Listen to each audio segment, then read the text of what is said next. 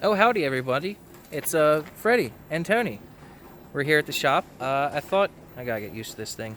Today, different than my typical videos.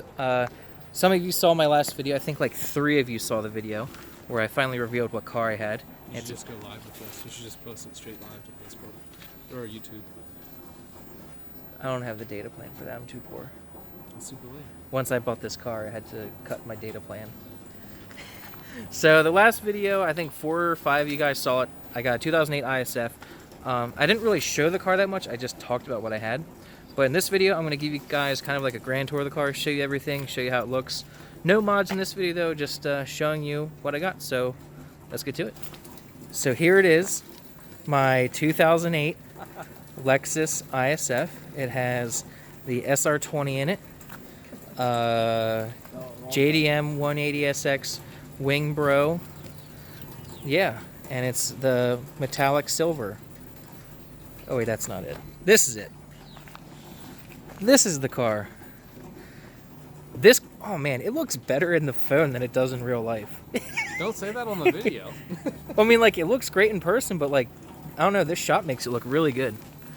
Doesn't look bad, man. So good. Bad looking car. So yeah, this is a sexy, sexy car. Picked it up in New Jersey. I paid $24,700 for it, 50,000 miles, and it is practically mint. It looks so good. Well, 100% bone stock, other than it has like a K&N drop-in filter. But other than that, this thing is mint.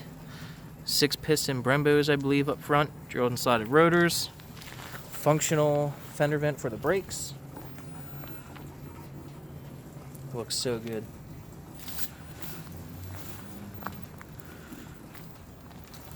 I think I might do a driving review video of this car too, but this is just going to be kind of like a tour of the car. Functional scoop for the brakes, just like on the IS300. LED or HID low beam, but halogen high beam, which I will fix. And this is the same chassis as the IS250 and 350, but the F kind of has a wide body going on. You can see how the fenders stick out a bit more. So it's a bit more aggressive looking than the 250 and 350. Yeah, it looks really good.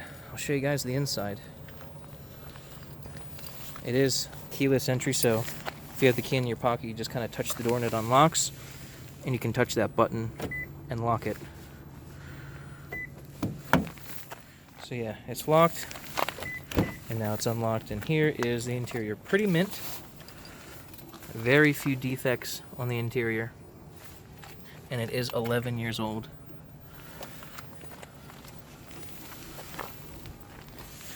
The seats are pretty bolstered, and I was worried about that. I was worried that they might be too bolstered because I'm a bigger guy, but I do fit in it really well. They are really comfy. 8-speed automatic. It's the only option with this car.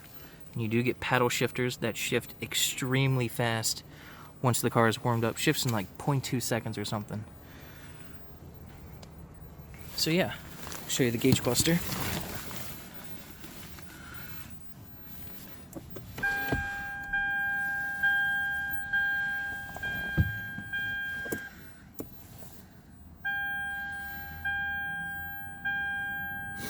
You can get your gear position up at the top once you close the door. And I swear, this little display right here is the same thing in my mom's Hyundai Elantra, which I thought it was really cool until, I put 2 and 2 together and realized that Hyundai stole that. But other than that, gauge cluster looks pretty classy. Doesn't look like a Rolex watch like in the 300, but still looks pretty good. And we have the factory navigation and 6-disc radio thingamabobber here. Navigation, not the greatest. It kind of got us lost on the way home, but I guess it does work. It has Bluetooth, but only for picking up calls. So you can pick up phone calls and stuff with this, but you can't listen to music. Or at least if you can, I haven't figured it out. But it does have an aux cord, so that's nice. And it does have this fake carbon fiber all over the car, which does look nice, and 1 cup holder. I kind of wish they utilized this whole area rather than just this one little cup, but I don't know. I just feel like this is kind of wasted right here. But yeah, interior is pretty mint. The dash, I don't know if the dash and door panels were recalled on this. I know there is a recall for that, but they are looking really good. I looked up the Carfax and didn't see that it was recalled or in the dealer for it. But, you know, no complaints here. They're looking pretty good. What do you think, Tony? I'm gay. No, you're not. I Oh. know. Oh. Are you gay? No. I was quoting iDubbbz, who's one of my favorite YouTubers. Oh, iDubbbz is the man. He is the- So I'm gonna pop the hood for you guys, but Pop the hood, bro. warning. This is sensitive content that's coming up. If you are squeamish or you're afraid of things very easily, you might want to end the video right now. Because you might throw up or cry or do something when you see under this engine cover. It's got a Chevy 350 under the hood, doesn't it? No, it's a 305. Carbureted. It's even better. 215 horsepower to the crank. 215 is generous. Oh yeah. That's a generous estimation. One thing I do love is it comes with hood struts from the factory, which is amazing. I'm tired of the prop in the 300. So there is the engine. It's a 5-liter V8 dual overhead cam with direct and port injection, variable valve timing, all that good stuff. Very high tech. Thanks, Dick. There was a whole bunch of plastic on this side and that side, but I took it out.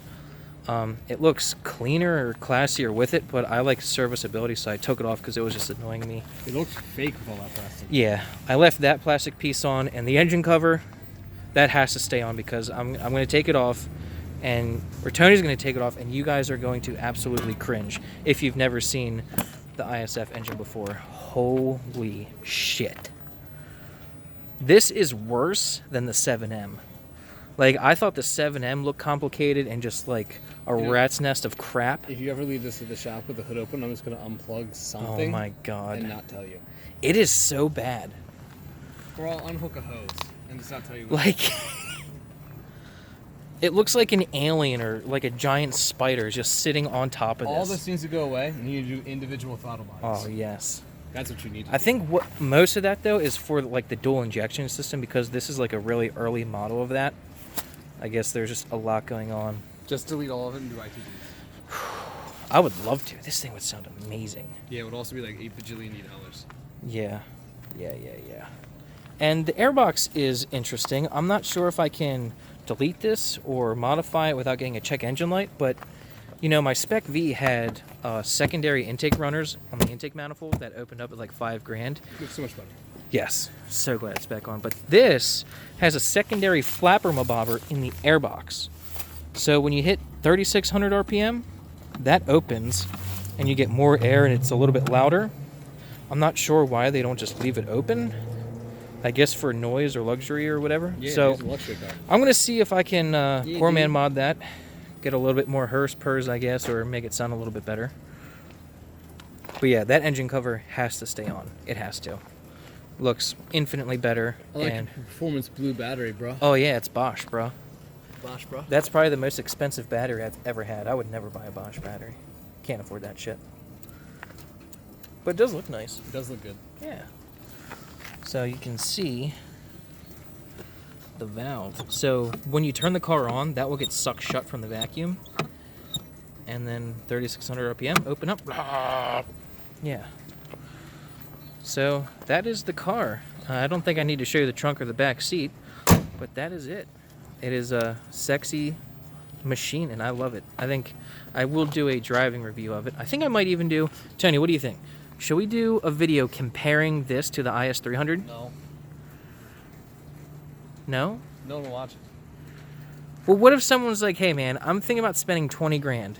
Should I buy an ISF or should I buy a $2,000 IS300 and put $18,000 into it? There's a lot of people with that problem out there. Should I spend a $2,000 car? Or should I spend a $20,000 car? I don't know, man. It's a tough decision. Well, because, you know, a lot of people... You should motor swap the 2J from the IS300 into this, because 2J is better, and put that garbage V8 in the IS and sell it. I think That's what we should do. I should just put a Miata motor in it. Ah, best plan yet. Yeah. We don't have any Miata. Or we'll take the engine from one of those trucks. What do you think? I mean, it's not. I mean, the engine in this car is just garbage, right? Well, it's not a 2J. Yeah, yeah. So I hope you guys like this car. This was kind of just the tour of it, but I do think I'll do a review of it, and I have some little upgrades planned for it in the near future. So hope you guys enjoyed it, and we'll see you next time.